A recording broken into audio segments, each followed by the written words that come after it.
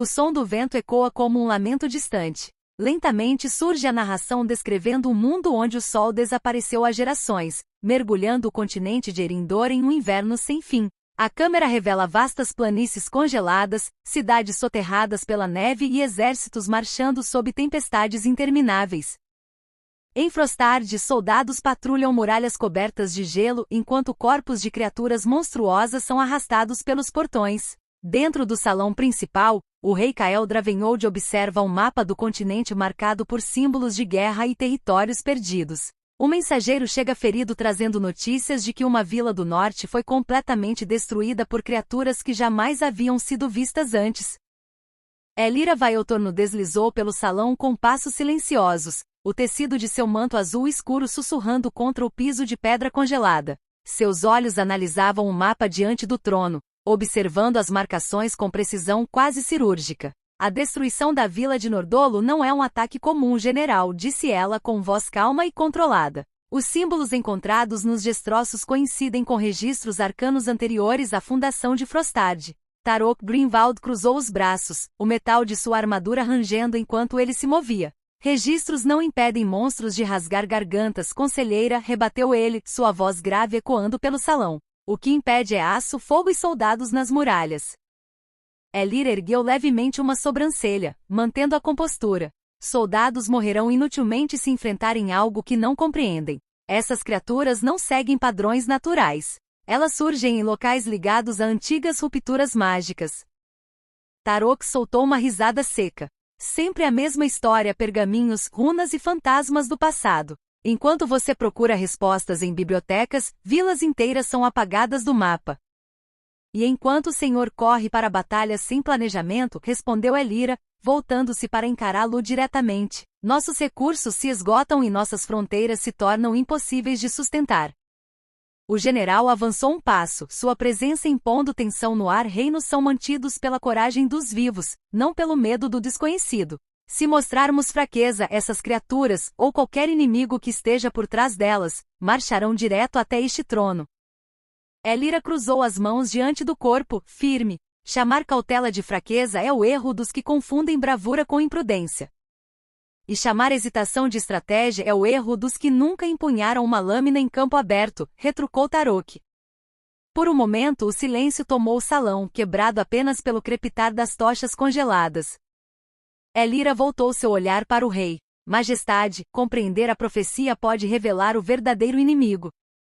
Tarok também encarou Kael firme. Majestade, compreender o inimigo começa esmagando antes que ele alcance nossas portas. Os dois permaneceram imóveis, cada um representando um caminho diferente para o destino de Frostad. Kael permanece em silêncio, observando uma antiga profecia gravada em uma lâmina ancestral que fala sobre o governante marcado pela neve, cuja ascensão pode salvar ou condenar o mundo inteiro. Neblina Planícies Cinzentas Myrtal.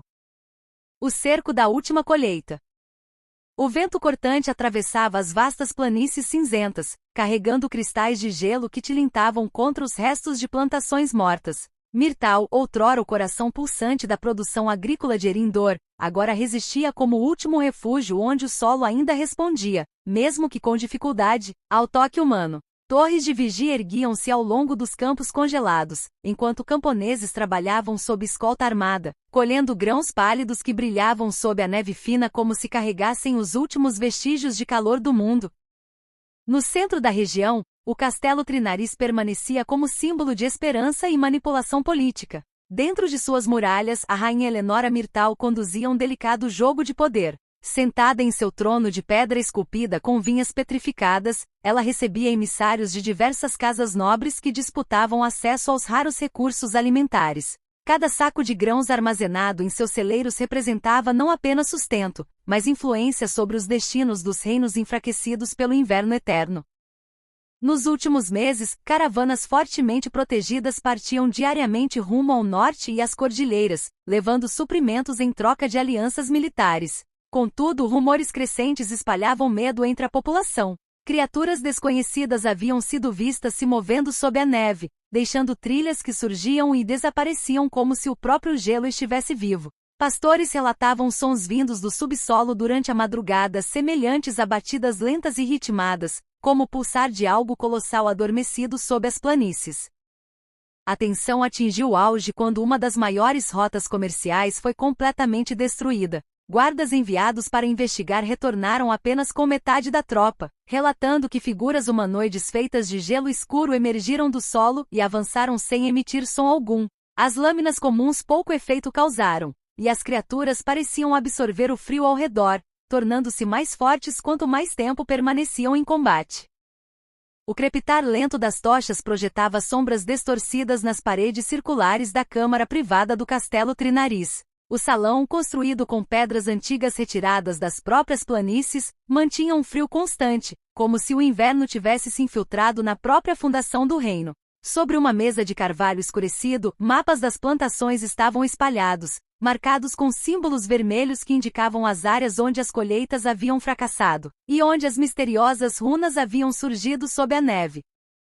Rainha Eleonora Myrtal permanecia de pé diante da mesa, com as mãos apoiadas sobre o mapa principal. Seus olhos claros percorriam cada marca com precisão calculada. Sua postura era impecável, mas a tensão em seus ombros revelava que ela compreendia o peso daquele momento. As runas surgiram novamente na região sul das planícies, disse Eleonora, sua voz firme, porém baixa. A colheita daquela área foi perdida em menos de 3 dias. Arken Myrtal, recostado elegantemente em uma cadeira próxima, observava a rainha com um sorriso sutil. Seu manto azul escuro contrastava com o gelo que ainda derretia de suas botas, prova de sua recente chegada das fronteiras diplomáticas. Notícias semelhantes chegaram aos reinos do Oeste, respondeu Arken, cruzando as pernas com naturalidade aristocrática. Eles acreditam que as runas sejam algum tipo de maldição territorial. Curiosamente, isso os torna ainda mais dependentes de nossos grãos. Eleonora lançou um olhar afiado ao primo. Dependência não nos salvará se a terra morrer por completo. Antes que Arken pudesse responder, a porta da câmara abriu-se silenciosamente. Irmã Valira do Degelo entrou envolta em seus mantos brancos adornados com fios dourados que lembravam raízes secas. Seus passos eram leves, quase reverentes, como se ela pisasse em solo sagrado. Majestade, disse Valira, inclinando levemente a cabeça. Examinei as áreas onde as runas emergiram. Arken ergueu uma sobrancelha, interessado. E são realmente marcas divinas, como seus seguidores acreditam. Valira aproximou-se da mesa, seus dedos deslizando sobre o mapa até tocar um dos símbolos desenhados. Elas não são divinas, mas também não são completamente profanas. São antigas. Mais antigas que qualquer registro da Ordem da Semente Antiga. O silêncio pairou no salão. Eleonora estreitou o olhar. Explique.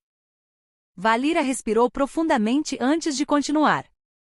As runas não foram gravadas sobre o solo, elas emergiram dele. Encontramos raízes fossilizadas crescendo ao redor das marcas. Raízes que não pertencem a nenhuma planta conhecida. Elas parecem evitar a luz.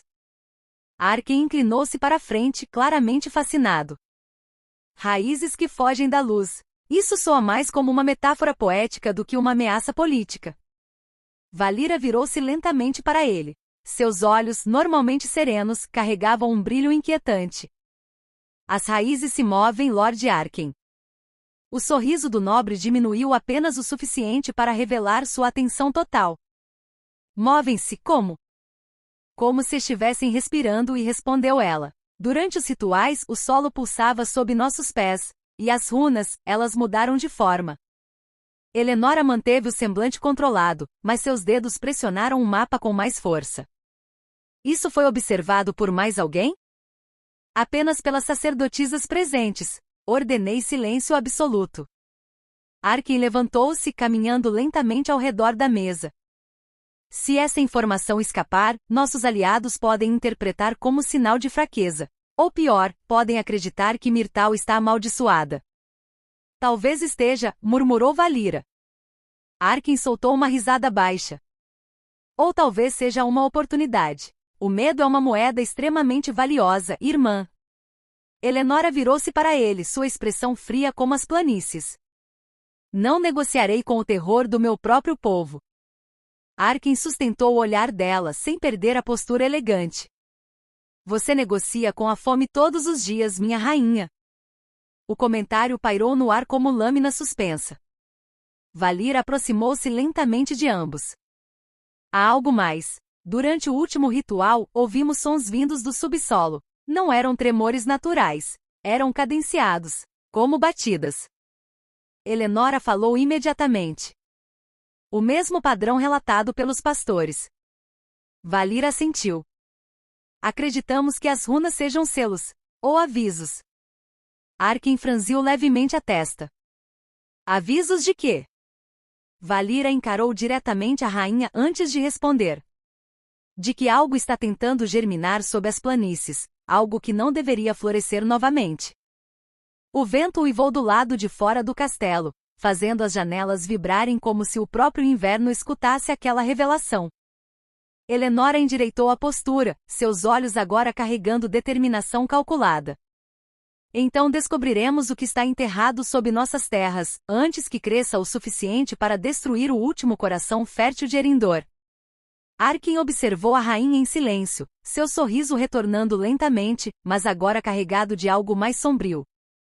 Nesse caso, Majestade, talvez seja a hora de decidirmos se estamos cultivando alimento, ou despertando uma guerra muito mais antiga do que nossos reinos. Floco de neve norte congelado Valdrin. O vento em Valdrin não uivava, ele cortava. As muralhas avançadas do norte erguiam-se como presas negras contra o horizonte branco, e no interior da fortaleza, longe dos olhares dos soldados, o general Tarok Greenwald removia lentamente as manoplas de ferro antes de empurrar a porta de madeira entalhada. O quarto era aquecido por brasas suaves. Sobre a cama coberta por peles espessas, Liessa Greenwald repousava pálida, mas com os olhos ainda vivos como o verão que o mundo havia esquecido. A doença que a consumia, rara e silenciosa, endurecia seus pulmões como gelo por dentro, roubando-lhe o ar aos poucos. Tarok aproximou-se sem o peso do comandante, apenas o do marido. Ajoelhou-se ao lado da cama e tomou a mão dela com cuidado, como se segurasse algo mais frágil que cristal. Você deveria estar nas muralhas, murmurou Liessa com um leve sorriso. As muralhas podem esperar, respondeu ele, a voz grave suavizada. Você não. Ela levou a mão livre ao rosto marcado do general, tocando a cicatriz próxima ao olho. Ainda carrega o mundo nos ombros como se estivesse sozinho nele. Tarok desviou o olhar por um instante. É meu dever. Dever não é o mesmo que fardo, disse ela com delicadeza. Elira não fala por fraqueza, ela fala por medo do que não entendemos. Ele franziu o senho. Medo paralisa exércitos. Não, ignorá-lo é que os destrói, replicou suavemente. Você luta pelo reino. Ela luta para que ele sobreviva ao que ainda não vimos. O silêncio pairou entre eles, apenas o crepitar do fogo preenchendo o espaço. Eu não posso arriscar Frostard por teorias, murmurou Tarok. Liessa apertou levemente sua mão. Então não arrisque. Escute. Compreender não é rendição, é preparação. Os olhos do general suavizaram-se. Você sempre foi a parte mais sábia de nós dois. Ela sorriu cansada, mas luminosa. E você sempre foi o mais gentil, mesmo quando o mundo só vê aço.